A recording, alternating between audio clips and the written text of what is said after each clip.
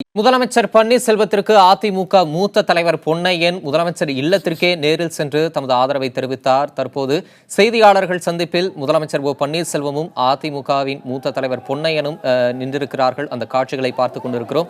முதலமைச்சர் பன்னீர்செல்வம் பொன்னாடை போர்த்தி அதிமுக மூத்த தலைவர் பொன்னையனை வரவேற்றிருக்கிறார். இன்னும் சற்று நேரத்தில் அவர்கள் செய்தியாளர்களிடம் தங்களது கருத்துக்களை தெரிவிப்பார்கள் என எதிர்பார்க்கப்படுகிறது. உடன் இன்று மதியம் முதலமைச்சர் பன்னீர்செல்வத்தை சந்தித்து ஆதரவை தெரிவித்த பள்ளிக் கல்வித்துறை அமைச்சர் மாஃபா பாண்டியராஜன் இருக்கிறார்.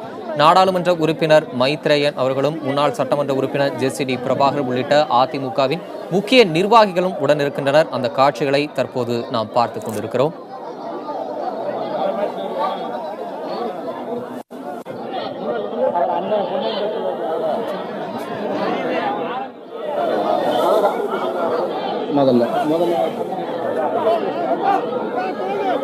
புரட்சி தலைவர் அம்மாவின் புகழ்காக்க தனி ஒரு மனிதனாக நின்று போராடுவது சொல்லிய புரட்சி தலைவர் அம்மாவின் அரசியல்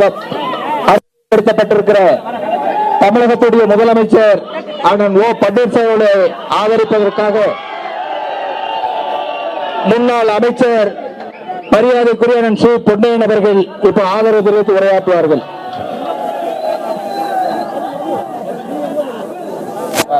வாங்க பாப்பா சொல்லிடுங்க.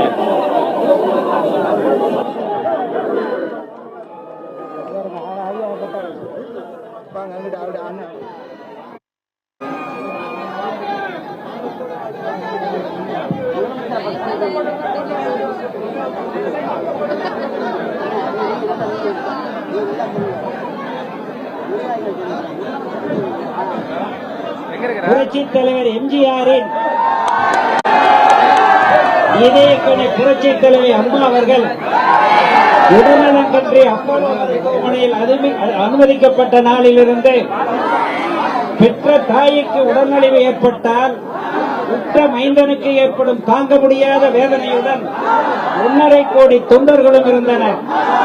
1.5 கோடி தொண்டர்கள் மற்றும் பொதுமக்களின் இடைவிடாத பிரார்த்தனை காப்பாற்றும் என்ற நம்பிக்கையில் தினசரி நானும் அப்போலோ மருத்துவமனை சென்று வந்தேன். அங்கு மருத்துவ குழு அம்மாவின் உடல்நிலை பற்றி கூறிய உடல்நல விவரங்களை தான் அவ்வப்போது செய்தியாளர்களிடம் வெளியிட்டேன். சின்னம்மா என்கிற திருமதி சசிகலா அம்மாவை தவிர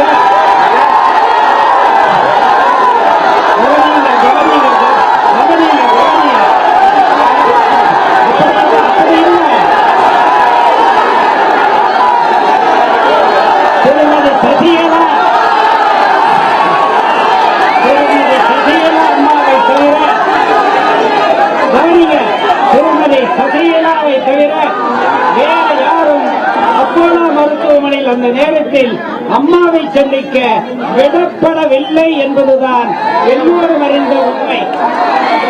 புரட்சி தலைவர் புரட்சி தலைவியை போல் அதிமுக தொண்டர்கள் அனைவரும் ஒன்றுபட்டு கழகத்தினை பாதுகாக்கும் பொருட்டு நம் கழக தொண்டர்களும் அனைத்து மட்ட பொறுப்பாளர்களும் ஒன்றுபட்டு செயல்பட வேண்டும் என்பதுதான் அனைத்து தொண்டர்களுடைய விருப்பம். பொற்கால ஆட்சி என்று சொல்லப்படும் புரட்சி தலைவர் ஆட்சியை போல் மீண்டும் ஆட்சி புரிவதற்கு தொண்டர்களும் பொதுமக்களும் தான் உறுதுணை நல்க வேண்டும். கழகத்தின் சட்டத்திட்ட விதிப்படி அதிமுகவின் 1,64,00,000 தொண்டர்கள் அனைவரும் ஒன்றிணைந்து யார் பொதுச் செயலாளர் வர வேண்டும் என்று முடிவெடுக்கிறார்களோ அவரே பொதுச் செயலாளர். இதுதான் சட்டநிலை. வேறு யாரும் பொதுச் செயலாளராக வர முடியாது. சட்டமன்ற உறுப்பினர்கள் என்பவர்கள் மக்களின் பிரதிநிதிகள் தான்.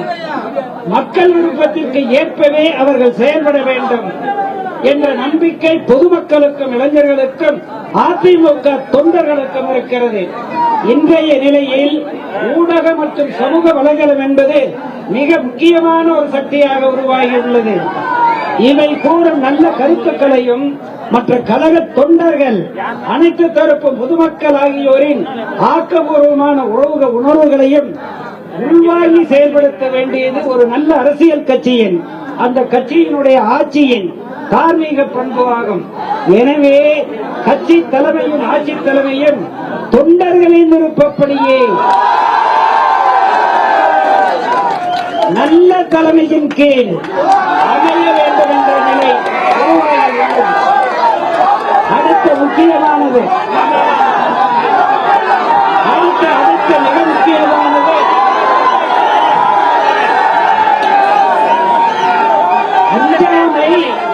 அஞ்சாமை ஈகை அறிவூக்கம் எண்ணாங்கம் எஞ்சாமை வேண்டற்க இயல்பும். இக்குறளுக்கு இலக்கணமாக இலங்கியவர்கள் பொன்மனச்செம்மல் புரட்சி தலைவர் எம்ஜிஆரும் பொன்மனச்செல்வி புரட்சி தலைவர் அம்மாவும் ஆவார்கள்.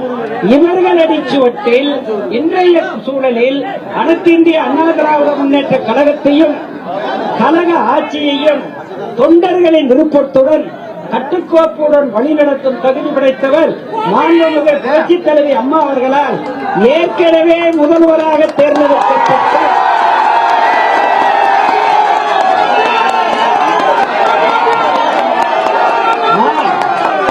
மாண்புமிகு பன்னீர்செல்வம் மட்டும்தான் முதலமைச்சராக மாண்புமிகு புரட்சி தலைவி அம்மா அவர்களின் அருளால் பொறுப்பேற்று பணியாற்றும் காலங்களில் எல்லாம் பேரறிஞர் அண்ணாவை போல மிகுந்த அடக்கத்தோடு பணியாற்றியவர் திரு பன்னீர்செல்வம் அவர்கள். காட்சிக்கு எளியன், கவனிங்க, இன்னொரு சொல்லுகிறார், காட்சிக்கு எளியன் கடுஞ்சொல்ல நல்லேனல் நீக்கு ஒரு மன்ன நிலம், அந்த மன்னன் தான் வள்ளுவர் கூறிய இந்த மன்னன்.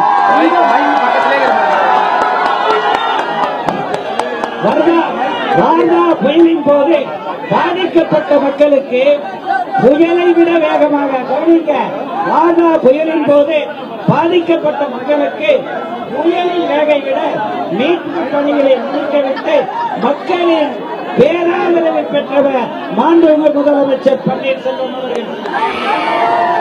தமிழர் பண்பாட்டு வீர விளையாட்டான ஜல்லிக்கட்டு விளையாட்டை நடத்த மாணவர்களும் இளைஞர்களும் வீடு கொண்டு விடுத்த செய்தி கோரிக்கைக்கு விரைவிலே செவிமடித்து அணுவிரைவில் மைய அரசை இணங்க வைத்து அவசர சட்டம் கொண்டு வந்து ஜல்லிக்கட்டு விளையாட்டுக்கு மீண்டும் புத்துயிர் தந்த மாண்புமிகு முதல்வர் பன்னீர்செல்வம் அவர்கள் ஒட்டுமொத்த தமிழ் சமுதாயத்தினுடைய செல்ல பிள்ளையாக உயர்ந்துவிட்டார்.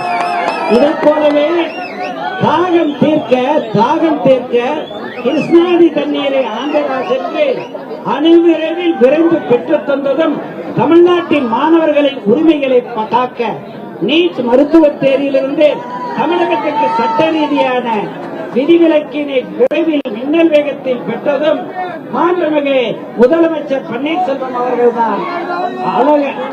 இதை அனைத்து அடிமட்ட தொண்டர்களும் அனைத்து பொதுமக்களும் வியர்ந்தும் பாராட்டும். இந்த பாராட்டுக்கள் எல்லாம் மாண்புமிகு முதல்வர் பன்னீர்செல்வம் அவர்களுக்கு மாணவர்களும் இளைஞர்களும் பொதுமக்களும் தந்திருக்கிற மணி மகுடங்களாகும். இந்த கழகத்தின் 1.5 கோடிக்கு மேற்பட்ட அனைத்து தொண்டர்களும் அனைத்து தரப்பு பொதுமக்களும் புரட்சி தலைவி வழியில் தமிழக மக்களின் நலன்களை பேணி காக்கும் தகுதி படைத்தவர் மாண்புமிகு முதல்வர் பன்னீர்செல்வம் அவர்கள் மட்டுமே என்ற பெருமைமிகு நிலை உருவாகியிருக்கிறது. மேலும் மிக முக்கியமாக ஊழலற்ற லஞ்சலாவண்யமற்ற தூய்மையான நல்ல நிர்வாகத்தை மாண்புமிகு முதல்வர் பன்னீர்செல்வம் அவர்கள் நடத்துகிறார் எனும் பாராட்டுகளும் குவிந்த வண்ணம் இருக்கின்றன. பொன்மனச்செம்மல் புரட்சி தலைவர் எம்ஜிஆர் கழகத்தை 92 ஆரம்பித்த பிறகு தேர்தலுக்கு நமது சின்னத்தை தேர்ந்தெடுக்க முடிவு செய்த போது புரட்சி தலைவருடைய ஆழ்ந்த அன்பை பெற்றிருந்த நானும் அண்ணன் எஸ்டிஎஸ் அவர்களும் நாங்கள் இரட்டை இலை சின்னத்தை கொண்டு வரலாம் என்று சொன்னோம். அடி தொண்டர்களாகிய எங்கள் கோரிக்கை ஏற்று பெருந்தன்மையோடு இரட்டை இலை சின்னம் தான் அதிகாரப்பூர்வமான சின்னம் என்று புரட்சி தலைவர் அவர்கள் சொன்னார். அதை போலவே அடிமட்ட தொண்டனாக இருந்த மாண்புமிகு முதலமைச்சர் பன்னீர்செல்வம் அவர்களை 2 முறை அல்ல மருத்துவமனையில் இருந்து கொண்டே 3வது முறையும் முதலமைச்சராக ஆக்கிய பெருந்தன்மைக்குரியவர் உத்தம தலைவி பொன்மனை செல்வி அம்மா அத்தகைய பெருந்தன்மை மனம் படைத்த ஒருவர் கழகத்தையும் ஆட்சியையும் காத்திடம் பொறுப்பினை ஏற்க வேண்டும். இதுதான் தொண்டர்களின் விருப்பம். அந்த தலைமைதான் இந்த மன்னன் பன்னீர்செல்வம் தமிழகம் தலைவர் என்பதற்கு நமது புரட்சி தலைவரின் இதய தெய்வம் புரட்சி தலைவி அம்மாவின் கனவுகளும் கொள்கைகளும் நிலைநிறுத்த நமது மாண்புமிகு முதலமைச்சர் பன்னீர்செல்வம் அவர்களின் செயல்பாடுகளுக்கு முற்றிலும் உறுதுணையாக இருந்து 1.5 கோடி தொண்டர்களுக்கும் தமிழர்களுக்கும் நன்மை அடையும் வகையில் அனைவரும் செயல்பட வேண்டும் என்று தாழ்வணிந்து பணிவோடு வேண்டி கேட்டுக் கொள்கிறேன்.